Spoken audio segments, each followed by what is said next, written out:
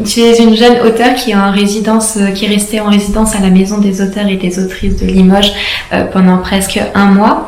Est-ce que tu pourrais nous parler un peu de toi et te présenter ton parcours? D'accord. Mon nom est Nathalie Bidosessi Ronvoyépé. Je suis, comme vous l'avez dit tout à l'heure, une jeune autrice. Mais à l'origine, je suis comédienne, metteur en scène. Donc, j'ai fait l'école internationale de théâtre du Bénin. Et donc, je suis sortie de cette école depuis 2006. Donc, depuis 2006, je joue plus en tant que comédienne au théâtre, aussi un peu au cinéma. Et puis, j'ai eu à faire quelques mises en scène. Et là, récemment, j'ai commencé par écrire aussi. J'ai coécrit une pièce de théâtre avec un auteur franco-suisse qui s'appelle Michel Beretti. Et là, c'est ma première vraie pièce de théâtre. Sinon, l'autre, on l'a fait à deux. On l'a écrite à deux. D'accord. Est-ce que tu peux nous parler un peu de ta pièce justement que tu es en train d'écrire, que tu as commencé à écrire ici? Alors, le titre provisoire, c'est Vive à mort la mariée. C'est une pièce je travaille sur le mariage, mais principalement sur la pression que la jeune femme ou la jeune fille d'aujourd'hui reçoit, principalement en Afrique, à partir d'un certain âge. Moi, déjà à 25 ans, tout le monde me dit « Ah, tu vas te marier quand? Tu vas te marier quand ?» Et ça peut se transformer avec les années en de vraies pressions qui étouffent, qui vous oppressent. Donc c'est surtout sur ça que je travaille, c'est mon thème. Sur le mariage, mais ce côté-là. Et pourquoi ce titre, qui est quand même assez intriguant, pourquoi? Voilà, c'est juste, on entend souvent vive la mariée, mais comment est-ce que la mariée vit? On ne sait pas souvent. Cela ne veut pas dire que la mariée dans ma pièce est condamnée à mort. Ça ne veut pas dire ça d'office, mais qui sait? D'accord. Et pourquoi avoir choisi de traiter de ce thème-là en particulier, donc le mariage et je suppose la place du mariage pour les femmes africaines? Parce que j'ai choisi ce thème parce que de nos jours, oui, on parle beaucoup d'émancipation, des femmes qui veulent être libres, mais nous sommes quand même encore très enchaînés à cette institution qu'est le mariage. Et on est aussi au XXIe siècle où tout est exhibition, le paraître prend vraiment le devant, donc, et ça apparaît beaucoup dans les histoires de couple. C'est un peu comme si aujourd'hui, la femme est définie, si tu n'es pas mariée, c'est que tu n'es pas une femme. Et c'est délicat. Je connais beaucoup de couples qui se sont formés comme ça, juste pour répondre à une exigence de la société qui veut voir les personnes à partir d'un certain âge ensemble. Et parfois, ça n'a rien à voir avec l'amour. C'est juste quel partenaire est disponible à se marier. Voilà, donc c'est pour ça que Et j'entends beaucoup d'histoires aussi, beaucoup de femmes qui sont mariées et qui me parlent. Et parfois même les hommes aussi. Donc, je parle beaucoup de la femme parce que je fréquente beaucoup plus les femmes peut-être. Mais je sais aussi, mes quelques amis hommes me parlent aussi de leur couple, de comment ça se passe. Et la plupart du temps, je me rends compte qu'il y a eu beaucoup de pression. À un moment donné, il fallait le faire. Juste pour être, pas à la mode forcément. Oui, il y a le côté mode, mais il y a, il faut répondre aux exigences de la société. D'accord. En ce qui concerne votre résidence ici, comment est-ce que vous avez vécu votre résidence et comment est-ce que ça a nourri votre projet?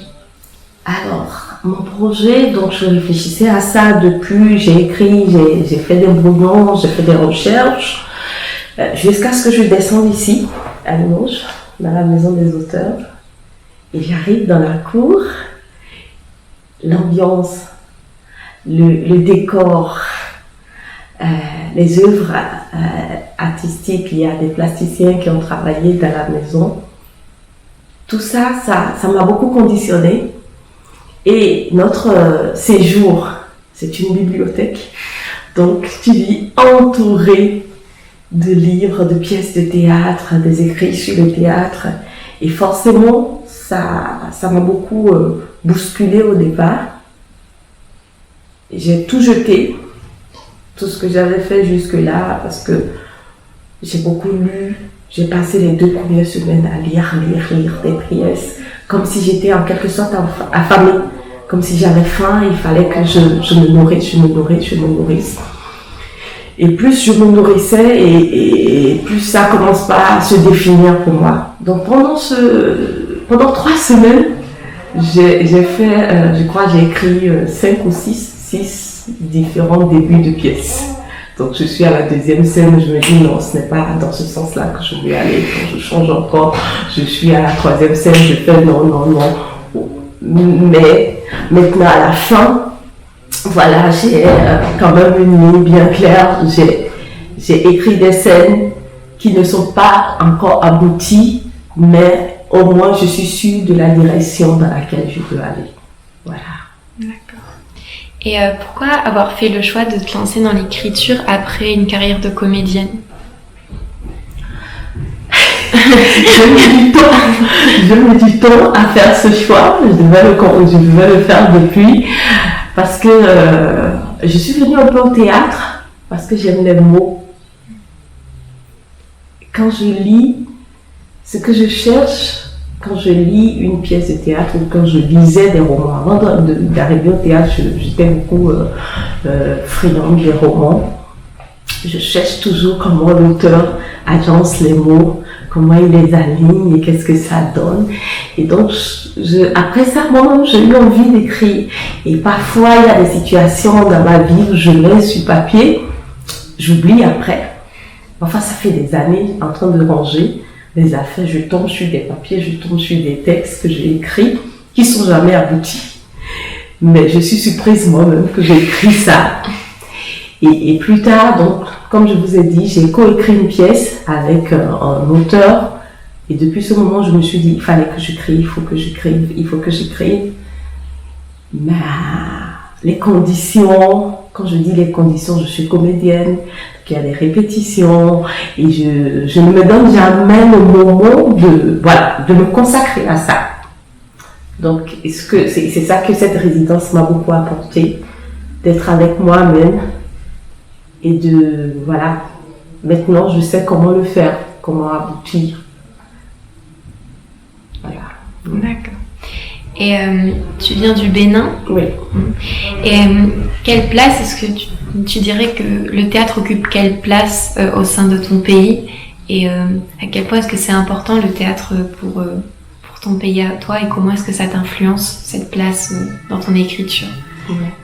Alors le théâtre au Bénin, depuis toujours, le théâtre existe plus sous la forme populaire, théâtre populaire. Mais à part ça, dans chaque foyer, surtout les mères ou les grands-mères, toute notre vie, c'est du théâtre. Nos langues sont très imagées. Donc, le théâtre occupe une grande place, excuse-moi. Mais, je veux dire, le théâtre,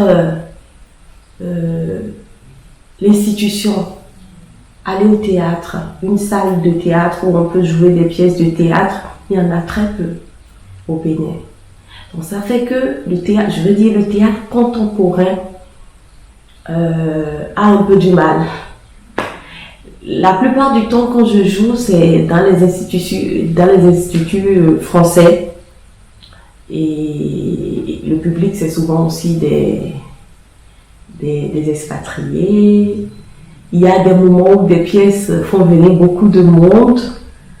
Et la jeunesse aujourd'hui, je dis la jeunesse, les jeunes qui font du théâtre font beaucoup de projets dans ce sens-là pour ramener les gens au théâtre. Donc on va dans la rue, on va dans les centres de jeunes.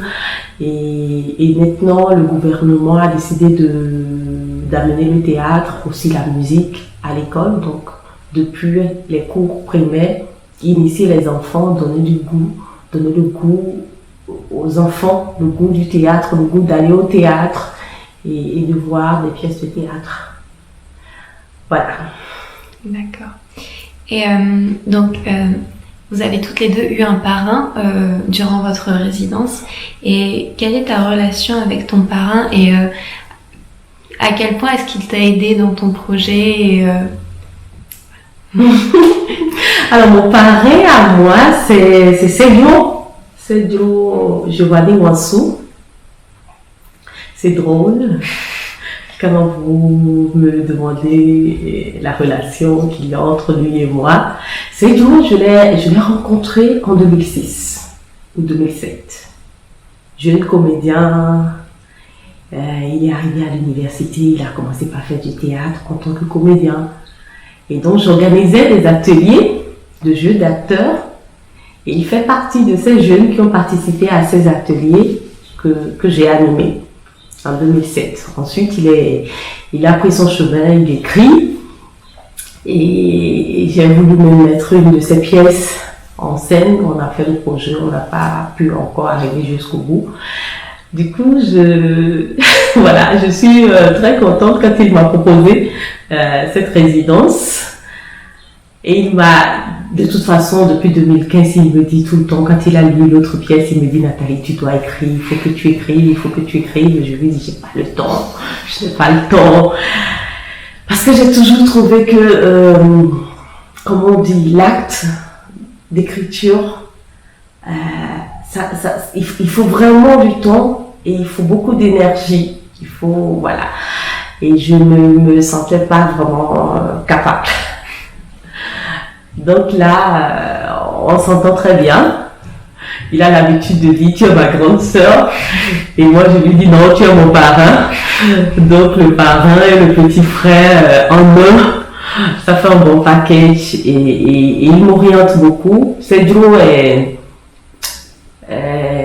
comment on dit, il a beaucoup la technique d'écriture. Il maîtrise très bien les techniques.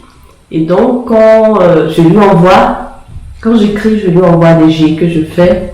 Donc, il ne me dit pas non, cette réplique n'est pas bien. Il me pose juste des questions. Et c'est moi-même qui me mets en jeu en me disant non, je crois que Olia ne doit pas d'ici. Voilà. Donc, ça se passe très bien, vraiment. Je suis allée à La Rochelle, travailler avec lui. Après, il est venu ici aussi, donc c'est super. Et en ce qui concerne l'avenir, comment tu envisages la suite après cette résidence? Qu'est-ce que tu envisages de faire, tes projets? Oui, comme je l'ai dit, là, on a fait 1 mois, c'est passé très vite. Donc, la pièce n'est pas terminée. Il faut que je continue, il faut vraiment que je me concentre, que j'aille jusqu'au bout. Ensuite, ce sera renvoyé ici. En tout cas, il faut envoyer la pièce finie avant la fin de l'année. Et moi, je veux spécialement me consacrer tout au moins les 3 prochaines années à écrire. Je me suis donné ce challenge d'écrire au moins une pièce par an, au moins. J'ai des contrats en cours en tant que comédienne que je dois honorer. Mais les 3 prochaines années, je ne sais pas si je serai très active sur les planches parce que je veux vraiment me donner ce challenge-là. Et au bout de 3 ans, je ferai le point par rapport à ce que j'ai écrit. Je ne veux plus avoir de pièces inabouties. Voilà. D'accord. Ben, merci beaucoup. Merci.